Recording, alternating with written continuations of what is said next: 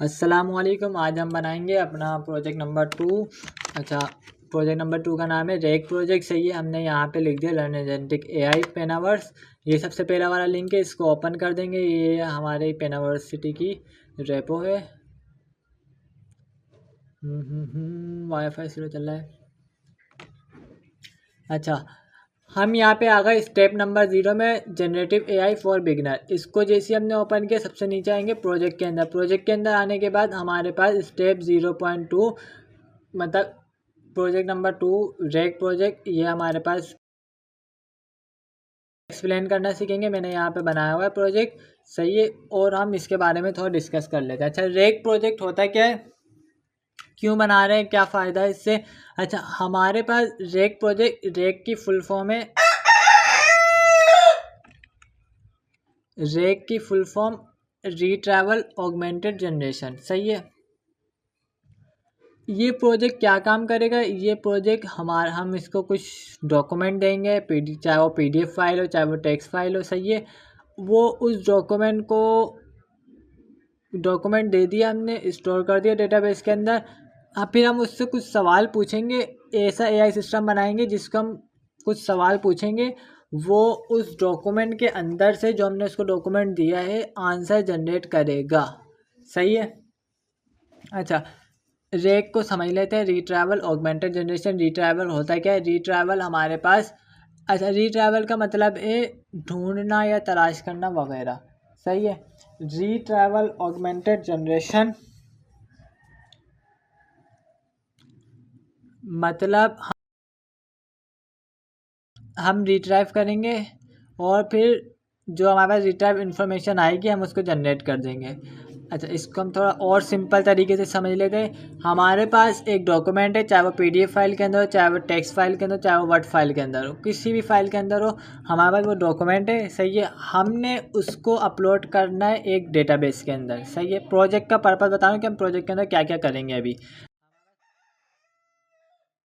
हमारे पास एक फ़ाइल है, हमने उस फाइल को अपलोड करना है डेटाबेस के अंदर। डेटाबेस हम इसमें कौन सा यूज़ करेंगे, डेटाबेस हम इसके अंदर पाइनकोन डेटाबेस यूज़ करेंगे। सही है, पाइनकोन क्या है, पाइनकोन एक डेटाबेस है, वेक्टर डेटाबेस, जो हमारे डॉक्यूमेंट को वेक्टर फॉर्मेट के अंदर स्टोर करेगा। सही है। अच्छा, वेक्टर फॉर्मेट में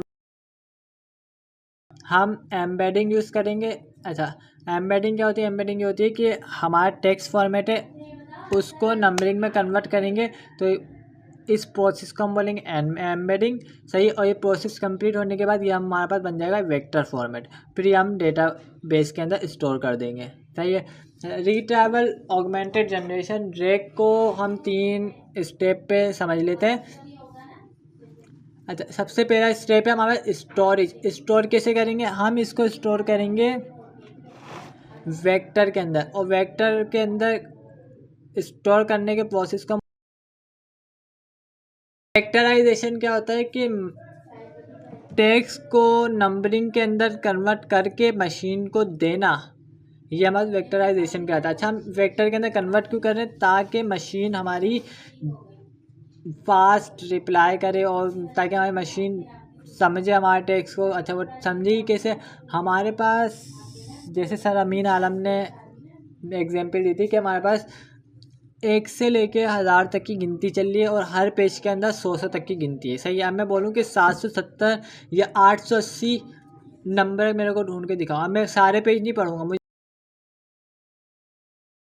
मुझे पता है कि लाइन से हमारे पास नंबरिंग चल रही है। पहले पेज में 1 से 100 तक है, दूसरे में 101 से 200 तक है, इसी तरह लाइनदारी से चलिए। हम सर ने बोला कि भाई 707 नंबर निकाल के लेके आओ। अब मैं कौन से पेज पे जाऊँगा, डायरेक्ट 700 वाले, डायरेक्ट 7th पेज पे जाऊँगा, मतलब 7वें पेज पे जाऊँगा, मैं वहाँ से वो नंबर निकालूंगा और ला के दे दूँगा। सही है, इसीलिए हम वेक्टर फॉर्मेट यूज़ करें, ताकि मशीन को बहुत ज़्यादा आसानी हो और वो फास्ट रिप्लाई करे। सही है, और वेक्टर डेटाबेस हम सेमेंटिक सर्च के लिए भी यूज़ करते हैं। सही है।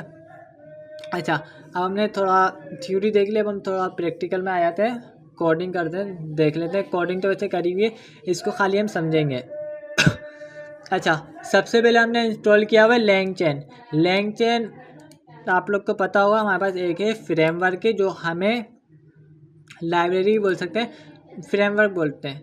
लैंगचैन हमारे पास एक फ्रेमवर्क है जो हमें मुख्तलिफ लाइब्रेरीज या मॉडल्स बिल्ट इन प्रोवाइड करती है, सही है।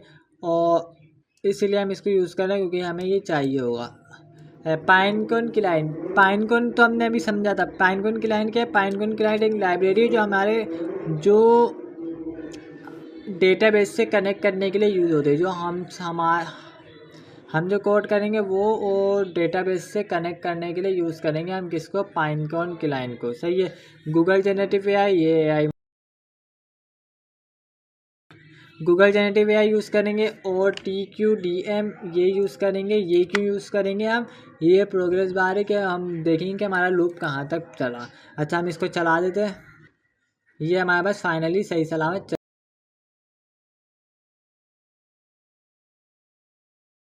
Import user data from Google Colab, ये क्या चीज़ है? अच्छा, हम यहाँ पे इस कोड के अंदर हम अपनी API की को सेट कर रहे हैं। 2 API की यूज़ कर रहे हैं हम। गूगल जेनेरेटिव एआई मतलब गूगल की API को सेट कर रहे हैं और पाइनकोन की API को सेट कर रहे हैं। अच्छा, यहाँ पे लेफ़्ट साइड के अंदर सीक्रेट की नाम का एक पोर्शन है, उसको हम क्लिक कर देते हैं। यहाँ पे मेरे पास API की बनी हुई है, चाहिए मैंने बनाई हुई है।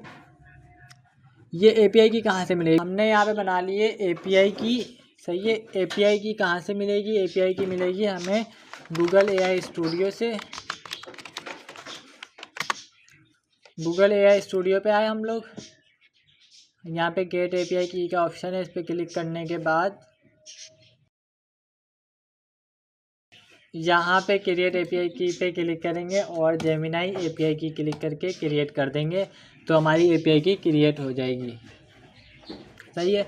यहाँ से कॉपी करेंगे API की को, यहाँ पे ऐड न्यू सीक्रेट पे क्लिक करेंगे। फिर यहाँ इस साइड पे API की पेस्ट करके यहाँ पे API की का नाम रख देंगे, सही है। इसी तरह मैंने करा हुआ है।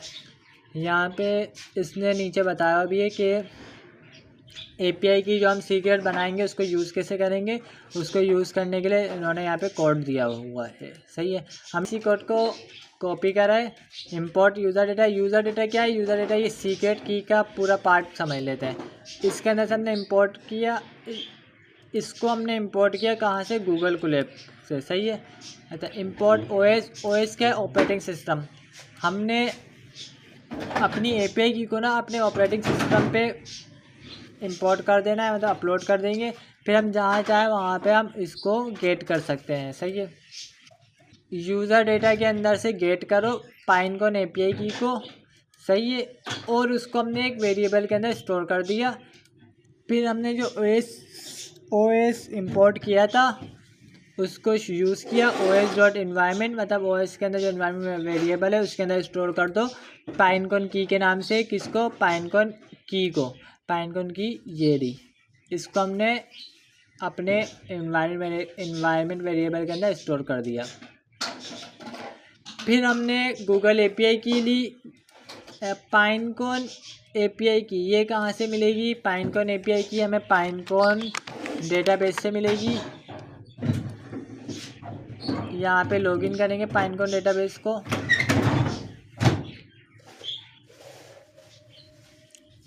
और यहाँ पे API की का ऑप्शन है नीचे, सेकंड लास्ट वाला ऑप्शन है, इस पे क्लिक करने के बाद यहाँ पे क्रिएट API की का बटन है, यहाँ पे क्रिएट करेंगे तो हमारी API की क्रिएट हो जाएगी, सही है।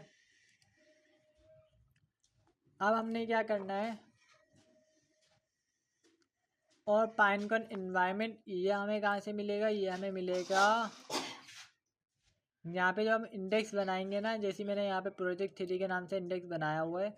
यहाँ पे आने के बाद ये रहा इन्वायरमेंट, इसको हमने वहाँ से कॉपी करके यहाँ पे पेस्ट कर देना है। फिर हमने ये सेल चलाया, हमारा सेल रन हो गया, सही है।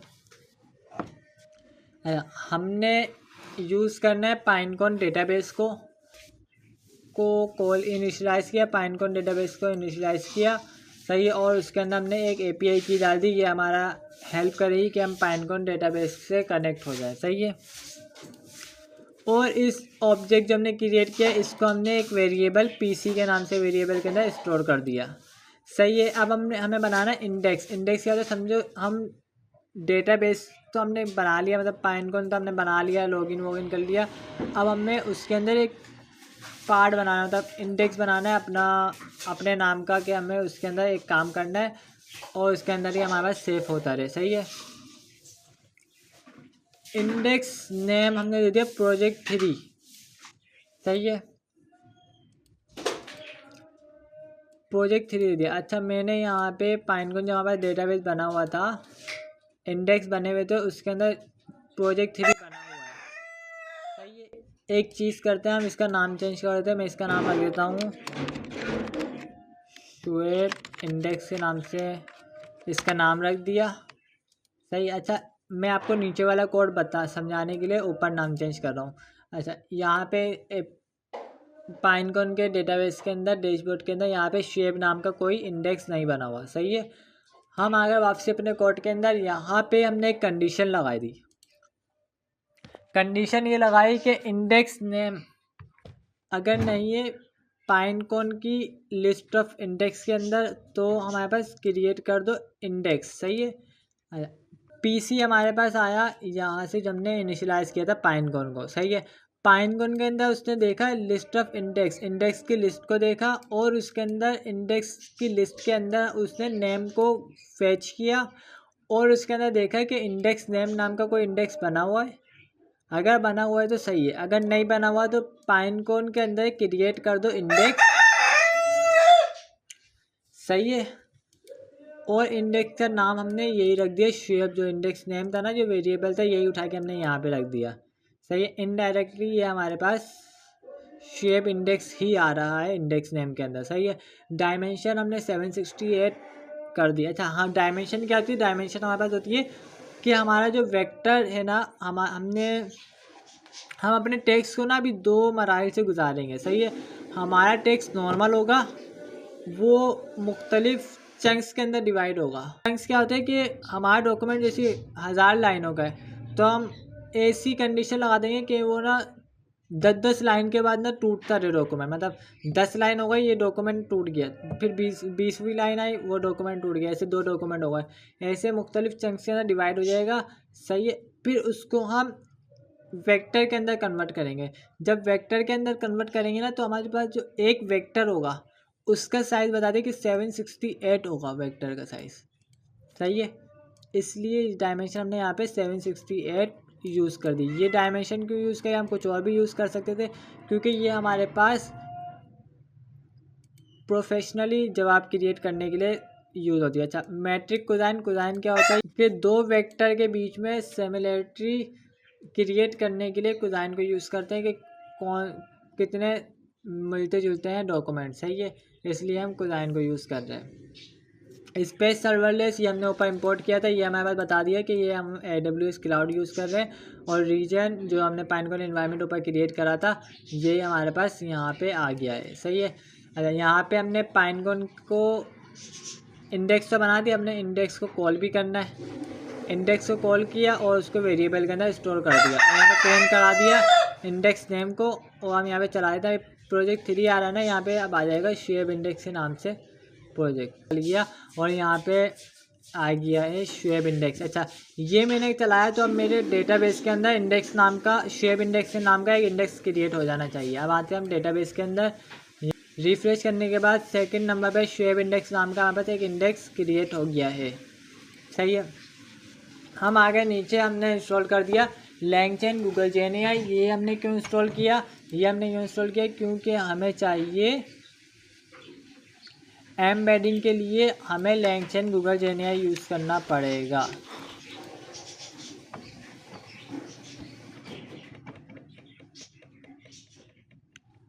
सही है।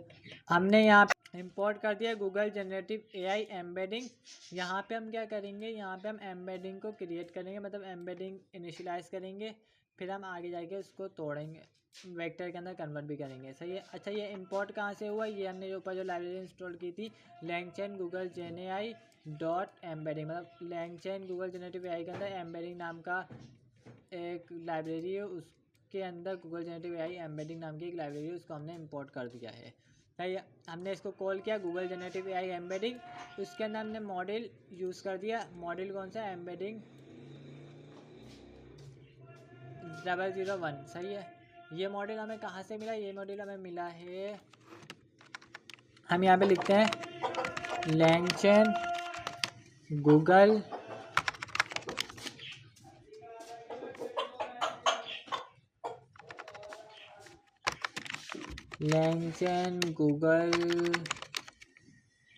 एम्बेडिंग। ये हमने लिखा, पहला लिंक ओपन किया, हम नीचे आए कोड के अंदर, यहाँ पे हमें मिल गया है एम्बेडिंग मॉडल एम्बेडिंग 001। सही है। ये हमने यहाँ से कॉपी पेस्ट करके यहाँ पे हमने मॉडल सिलेक्ट कर दिया। एपीआई की, गूगल एपीआई की जो हमने ऊपर क्रिएट करी थी, ये रही हमारे पास। इसको हमने वहाँ से उठा के यहाँ पे पेस्ट कर दिया। सही है। हमने इसको चला दिया, ये हमारे पास चल गया। हमने क्या करा, हमने फिर इंपोर्ट किया टेक्स्ट लोडर को। टेक्स्ट लोडर क्या करेगा, अभी हमने सब कुछ इनिशियलाइज किया, मतलब सब कुछ बनाया है, सबका एक फॉर्मेट बनाया। अभी हमने कुछ स्पेसिफिक काम नहीं किया। अब हम क्या कर रहे हैं, हम टेक्स्ट को लोड कर रहे हैं। Import text loader. सही है। कहाँ से लोड हो रहा है? ये लैंगचैन के अंदर डॉक्यूमेंट लोडर है, उसके अंदर से इंपोर्ट हो रहा है टेक्स्ट लोडर। सही है। टेक्स्ट लोडर को यहाँ पे कॉल किया और उसके अंदर जब हमें टेक्स्ट लोड करना था ना, मैंने पीडीएफ फाइल लोड कर दी। अच्छा, पीडीएफ फाइल ये कैसे लोड हुई? मैं यहाँ पे आया, फाइल के अंदर सीक्रेट की बताया था, उसके नीचे फाइल का ऑप्शन है, उसके अंदर गए, यहाँ पे इंपोर्ट का ऑप्शन है। आप कोई भी फाइल डाउनलोड करेंगे, यहाँ पे इंपोर्ट के ऊपर क्लिक करेंगे, यहाँ से फाइल को क्लिक किया और ओपन करेंगे तो हमारी फाइल आ गई। अच्छा, ये मैंने कॉन्टेंट इंग्लिश प्राइमर, ये कहाँ से मिल गया मुझे? अच्छा, एक मिनट, मैं इसको रीनेम कर देता हूँ, स्पेस इसका हटा देता हूँ, स्पेस हटा दिया। सही है। यहाँ पे 3 डॉट आ रहे हैं, ट्रिपल डॉट आ रहे हैं। इसके ऊपर क्लिक करने के बाद यहाँ पे कॉपी पाथ का ऑप्शन है, इसको मैंने कॉपी करा और यहाँ पे आके मैंने इसको कर दिया पेस्ट। सही है। ये हमारे पाथ आ गई, हमने इसको चला दिया है। यहाँ पे हुआ क्या, यहाँ पे टेक्स्ट लोड हुआ और टेक्स्ट लोड होने के बाद मैंने उसको लोडर के अंदर सेव कर दिया। सही है। लोडर वेरिएबल है, इसके अंदर हमने स्टोर कर दिया। फिर इस लोडर वेरिएबल को कॉल किया और इसके अंदर एक मेथड है लोड के नाम से, उसको कॉल किया। उसको कॉल करने से क्या हुआ, हमारा जो टेक्स्ट था ना, ये आ गया है डॉक्यूमेंट के अंदर। सही है। अब हमें आसानी होगी टेक्स्ट को मुख्तलिफ चंक्स के अंदर डिवाइड करने के लिए। सही है। हमने क्या करना है, हमने इंपोर्ट किया रिकर्सिव करेक्टर टेक्स्ट स्प्लिटर। ये क्या करेगा, हमारे टेक्स्ट को स्प्लिट कर देगा, मतलब तोड़ देगा मुख्तलिफ चंक्स के। ये हमारे पास आई लैंगचैन के अंदर टेक्स्ट स्प्लिटर के नाम से लाइब्रेरी, और उसके अंदर रिकर्सिव करेक्टर हमने इंपोर्ट कर लिया है। सही है। इसको मैंने यहाँ पे कॉल किया रिकर्सिव करेक्टर टेक्स्ट स्प्लिटर को। सही है। और इसके अंदर मैंने चंक साइज बता दिया कि भाई चंक साइज होगा 800, मतलब हर 800 करेक्टर के बाद हमारा डॉक्यूमेंट टूट जाएगा, एक चंक्स टूट जाएगा। सही है। अच्छा,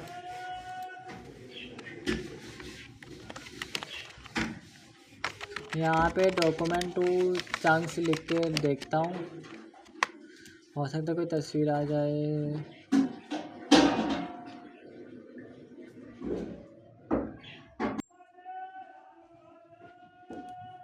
हम ये वाली पिक्चर देख रहे थे।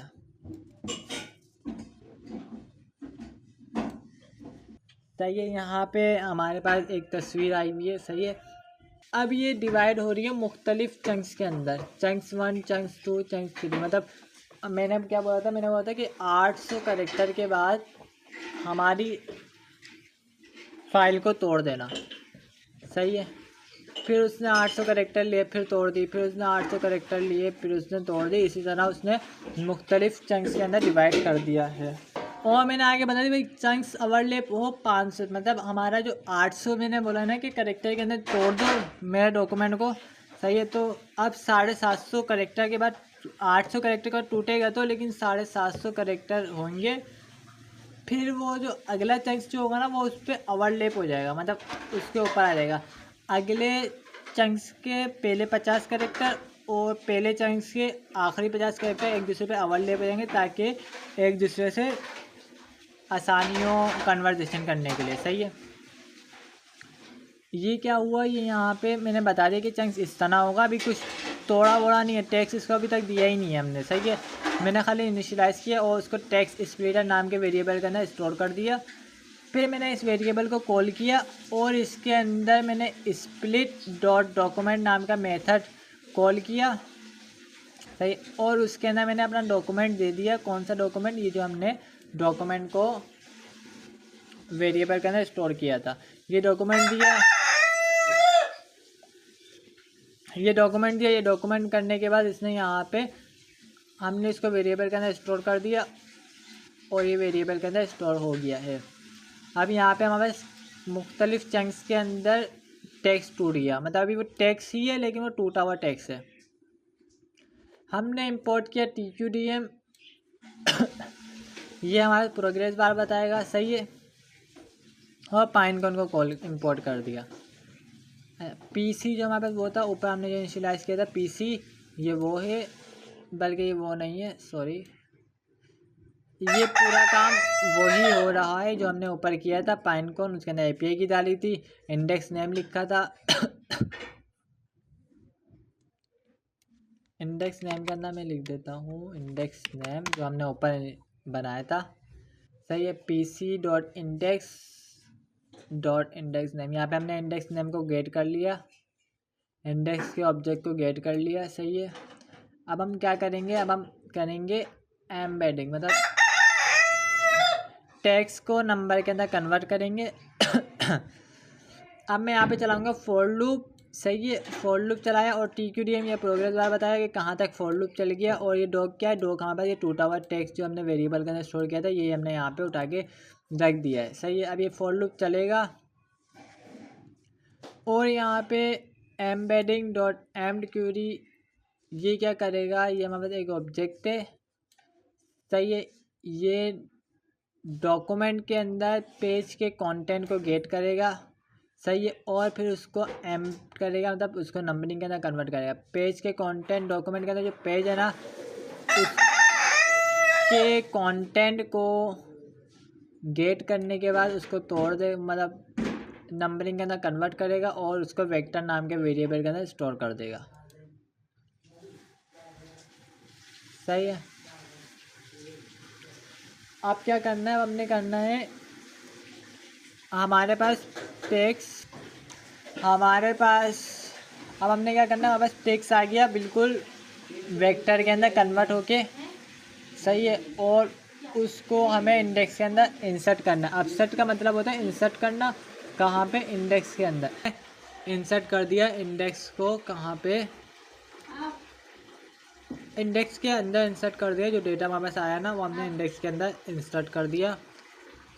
ID दी, मेटा डेटा डॉक्यूमेंट ये कहाँ से आया, ये हमारे पास कन्वर्ट होके आ गया है डॉक्यूमेंट। सही है। और मेटा डेटा क्या है, ये हमारे पास ID हर बार न्यू ID क्रिएट करेगा।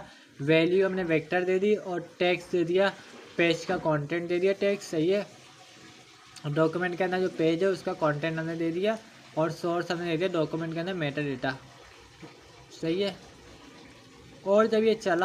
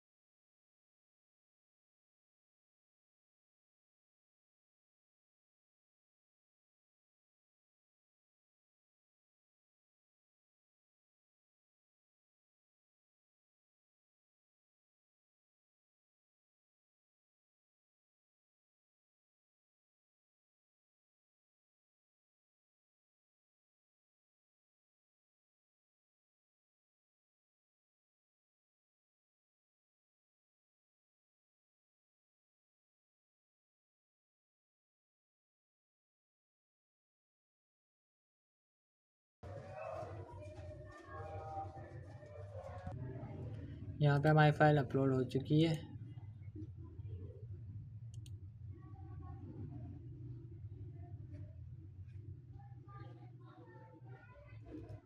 और ये हमारा अपलोड भी हो गया है डॉक्यूमेंट। अच्छा, यहाँ पे हुआ क्या था, यहाँ पे हमने फॉर लूप चलाया है और उस फॉर लूप के ज़रिए हमने अपने टेक्स्ट को नंबरिंग में कन्वर्ट किया है और फिर उसको जब इंसर्ट किया है इंडेक्स में तो आईडी दी है, वैल्यू दी है, मेटा डेटा दिया है, टेक्स्ट दिया है और सोर्स दिया है। और ये मेटा डेटा जो है ये ऑटोमेटिकली आईडी को जनरेट कर रहा है। सही है। प्रोग्रेस बार जो TQDM हमने इंस्टॉल किया था ये वो है कि 100% आपका डॉक्यूमेंट अपलोड हो गया है। सही है। हमने यहाँ पे क्या किया है, वेक्टर स्टोर को इंपोर्ट किया है। वेक्टर स्टोर क्या है, ये स्टोर करता है वेक्टर को। सही। और ये लैंगचैन से यूज़ किया है, तो लैंगचैन के अंदर वेक्टर स्टोर है उसको हमने इंपोर्ट किया है। उसके अंदर से हमने इंपोर्ट किया पाइनकॉन को। सही है। Pinecone vector store dot from existing index, index name दिया, हमारे एग्जिस्टिंग इंडेक्स है ना उसको नाम दिया। एम्बेडिंग जब हमने ऊपर एम्बेडिंग बनाई थी वो मतलब ये जो हमारे पास। सही है। टेक्स्ट की हमने टैग दी थी क्योंकि हमें टेक्स्ट के फॉर्म में आंसर चाहिए होगा और हमने इसको रिट्राइवर करना स्टोर कर दिया। फिर हमने यहाँ पे लैंगचैन गूगल जेनएआई को इंस्टॉल किया। सही है। चैट मॉडल जो हमने पिछली दफ़ा प्रोजेक्ट बनाया था पिछली वीडियो में ये वो है चैट गूगल जेनरेटिव एआई। सही है। Chat Google generative AI API की दी और एपीआई की दे दी हमने गूगल एपीआई की, जेमिनी और टेम्परेचर वगैरह ये हमने पिछली वीडियो में डिटेल में पढ़ा था। अगर कुछ देखना हो तो हम पिछली वीडियो से देख लेंगे। लैंगचैन पाइनकॉन, लैंगचैन इंस्टॉल की और लैंगचैन पाइनकॉन इंस्टॉल की ये क्या कर रहा है हमारे पास, ये वेक्टर स्टोर जब हमने ऊपर बनाया था ना पाइनकॉन वेक्टर स्टोर कहाँ से आ रहा है, लैंगचैन डॉट पाइनकॉन से आ रहा है। सही है। और रिट्राइव आई क्यू है, रिट्राइवल क्यू है। तो ये क्या काम कर रहा है ये देखते हैं अभी हम। पाइनकॉन वेक्टर स्टोर जब हमने स्टोर किया हुआ है वेक्टर उसको एक्सेस करने के लिए इंडेक्स नेम और एम्बेडिंग यूज़ करते हैं। सही है। हमने स्टोर कर चुके हैं, ऊपर हम इंस्टॉल कर चुके हैं हम अपने डेटा को। सही है। यहाँ पे हम क्या कर रहे हैं, यहाँ पे हम उसको एक्सेस कर रहे हैं। सही है। इंडेक्स नेम और एम्बेडिंग जो हमने दी थी और उसको एक वेरिएबल वेक्टर स्टोर के नाम के वेरिएबल के अंदर स्टोर कर दिया। रिट्राइवल वेक्टर स्टोर जो हमने ये वेक्टर स्टोर है एज रिट्राइवल। सही है। इसमें क्या बोल रहे हैं हम, इसमें बोल रहे हैं कि हमारा जो सर्च होगा ना जब हम कोई क्वेश्चन देंगे तो वो जब सर्च होगा तो वो खाली एक डॉक्यूमेंट से सर्च नहीं होगा, वो मुख्तलिफ डॉक्यूमेंट से सर्च होगा। लेकिन उन मुख्तलिफ मतलब हमने सवाल दिया अब उसने 8 डॉक्यूमेंट से सर्च करके लेके आया तो हम उसमें से सबसे टॉप वाले 4 डॉक्यूमेंट जो सर्च हुए हुए आएंगे हम उसको देख के अपने वेक्टर स्टोर को हम अपने आंसर देंगे। सही है।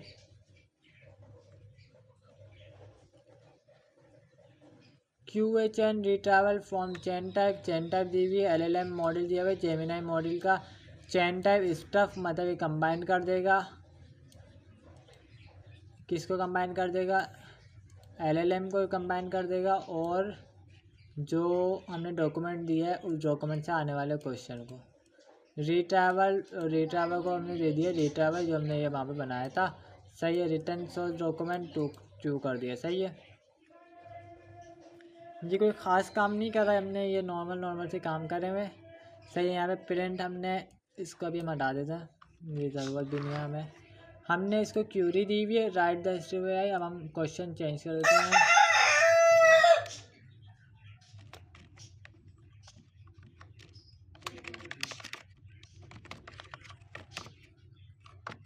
मैंने इससे पूछा कि ग्राफिक होती क्या है, मैंने इससे पूछा ग्राफिक होती क्या है। सही है। और मैंने प्रिंट कर दिया क्यूरी को। सही है। और रिस्पांस के अंदर QHN जो हमने ये बनाई थी इसके अंदर हमने क्यूरी दी, सही है, और फिर हमने आके रिस्पॉन्स को प्रिंट कर दिया है। अगर हम ये हटा दें और फिर प्रिंट करें,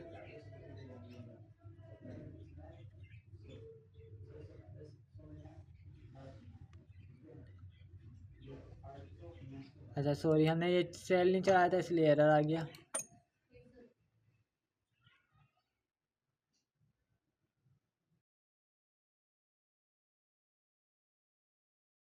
पूछा व्हाट इज़ ग्राफिक डिज़ाइनर, इसने बोला कि भाई एजेंट मैसेज दिया इसने, based on the provide text, मतलब हमने जो उसको प्रोवाइड टेक्स्ट को प्रोवाइड किया उसकी बेस पे ये बता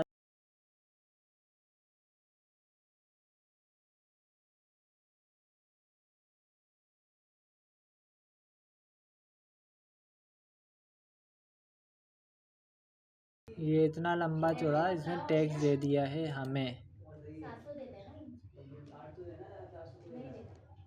तो फाइनली हमारा टेक्स्ट काम कर चुका है।